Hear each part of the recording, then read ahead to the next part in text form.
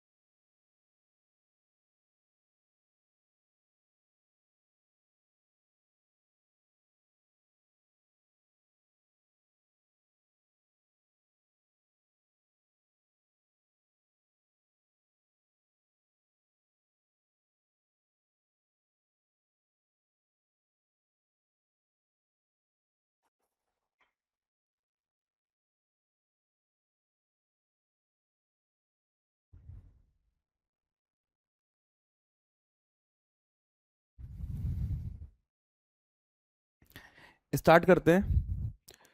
सबसे पहले आप टेलीग्राम चैनल से इस PDF को डाउनलोड कर लीजिए और वहां से आपको इसका मॉडल आंसर मिल जाएगा। तो स्टार्टिंग करने के लिए सबसे अच्छा पॉइंट क्या होगा, इसके लिए कुछ डाटा होना चाहिए आपके पास। बहुत अच्छा रहेगा आपका इंट्रो। देन अब मुझे आप एक बात बताइए, जब मैं क्वेश्चन पढ़ रहा था तो मैंने आपको economic opportunities, demographic pressure and regional instability पे एक फोकस करके बताया था। मैं आपको हिंट देना चाह रहा था कि ये बॉडी पार्ट बनेंगे। सपोज करिए आपने हेडिंग में लिखा economic opportunities, demographic pressure and regional instability, और फिर आपने ऐसे पॉइंट देना स्टार्ट कर दिया। सपोज करिए आपने 6 पॉइंट दिए, 5 6, और फिर इसके बाद आपने मेजर्स लिख दिए यहाँ पे 1 2 3 4 5 एंड यहाँ पे कंक्लूजन। ठीक है, कोई दिक्कत नहीं है, अगर आप बिगनर हैं तो कोई दिक्कत नहीं है ऐसे लिखने में। बट एग्जामिनर के लिए क्या सुटेबल रहेगा कि आप यहाँ पे कैसे स्ट्रक्चरिंग करें। आपने डाटा दिया, इंट्रो का, उसके बाद आप यहाँ पे बनाए इकोनॉमिक अपॉर्चुनिटीज, यहाँ 2 पॉइंट दें। देन आप यहाँ बनाए डेमोग्राफिक प्रेशर, यहाँ 2 पॉइंट दें।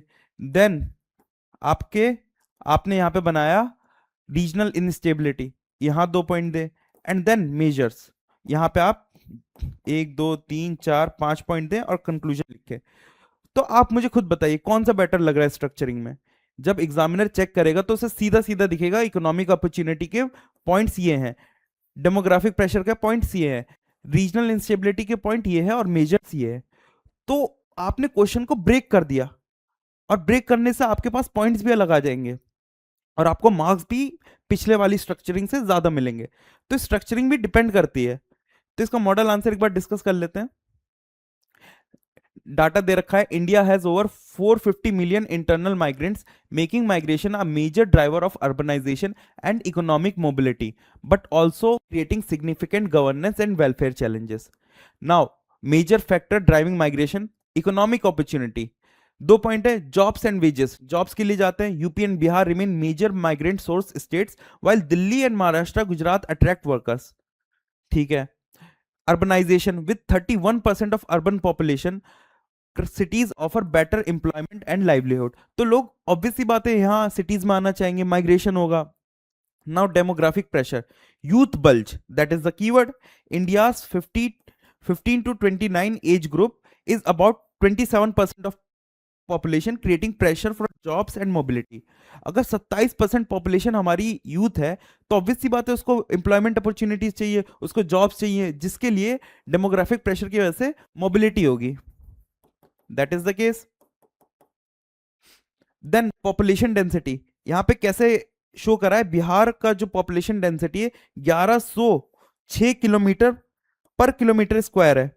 ठीक है. Increases pressure on land and local employment.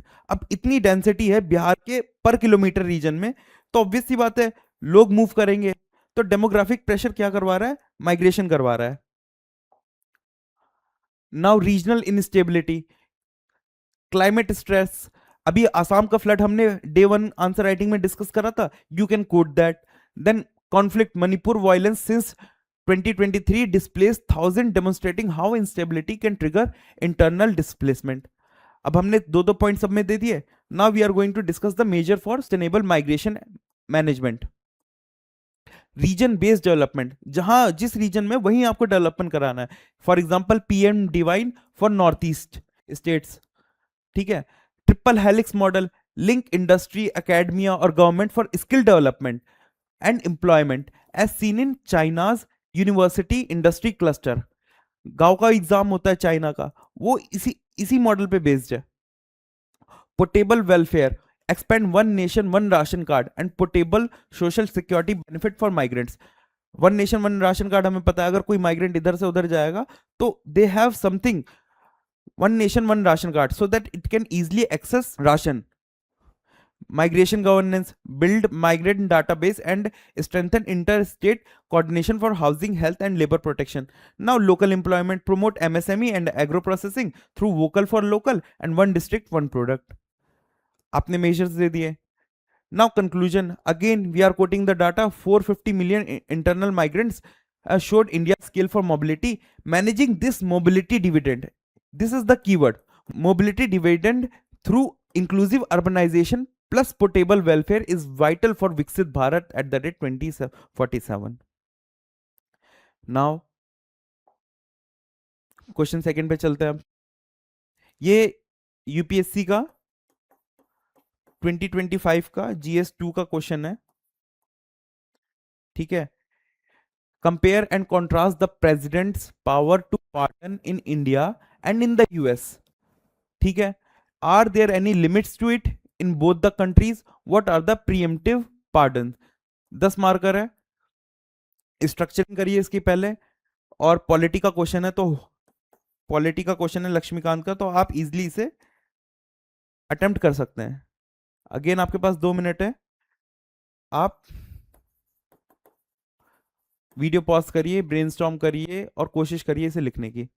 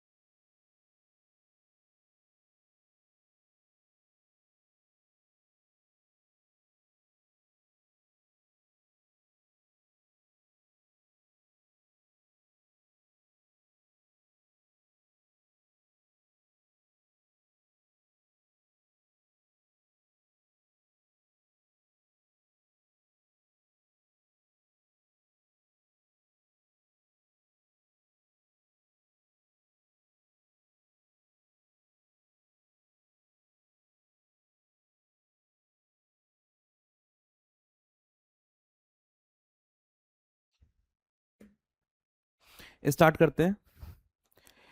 10 marker में यहाँ पे बहुत सारे पॉइंट्स दे रखे हैं। कंपेयर, आपको कंपेयर करना है एंड कॉन्ट्रास्ट करना है। इसका मतलब आपको कुछ सिमिलैरिटीज देनी है, आपको कुछ कॉन्ट्रास्ट बताना है। अगर आप कॉन्ट्रास्ट आता है, अगर आप टेबल फॉर्म में प्रेजेंट कर सकते हैं तो बहुत अच्छी बात है, आपको एक अच्छा इंपैक्ट क्रिएट होगा एग्जामिनर पे। और उसके बाद फिर क्या है, are there any limits to both the countries, यानी इंडिया और यूएस के प्रेसिडेंट की पार्डनिंग पावर की कोई लिमिट है। And then he is asking preemptive pardons. ठीक है, बहुत सारा है तो इसमें ज्यादा बड़ा इंट्रो नहीं लिखेंगे और फौरन ही हम एड्रेस करना स्टार्ट कर देंगे। इंट्रो लिखेंगे छोटा सा, देन यहाँ पे सिमिलैरिटीज लिखेंगे, देन यहाँ पे टेबल बना के कॉन्ट्रास्ट बताने की कोशिश करेंगे। फर्दर कॉन्ट्रास्ट कंटिन्यू होता है, फिर उसके बाद लिमिट्स बताएंगे, लिमिट्स बताएंगे, उसके बाद प्रीएम्प्टिव पार्डन्स बताएंगे। तो बहुत सारा कंटेंट है ना। तो हो सकता है आपके पास कंक्लूजन की भी जगह ना बचे। तो मॉडल आंसर देखते हैं इसका। Pardoning power is an executive clemency, यानी एग्जीक्यूटिव की माफ करने की power, mechanism that balances individual justice with constitutional governance. Now similarities, similarities आप लिख सकते हैं कॉन्स्टिट्यूशनल पावर, जस्ट आपको कीवर्ड लिखना है अगेन, और उसके बाद both president derive pardoning power from their respective constitution. कोई ऐसा पॉइंट नहीं है कि आप नहीं लिख सकते। Then executive clemency, both can pardon, commute और remit punishment for specified offences. Obvious सी बात है।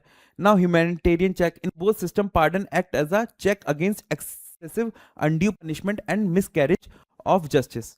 अगर आपके पास सिमिलैरिटीज में ज्यादा पॉइंट है तो आप उसे ज्यादा वेटेज दीजिए, अगर आपके पास कंट्रास्ट में ज्यादा पॉइंट है तो उसको ज्यादा वेटेज दीजिए, अगर दोनों में इक्वल पॉइंट है तो बैलेंस बना सकते हैं।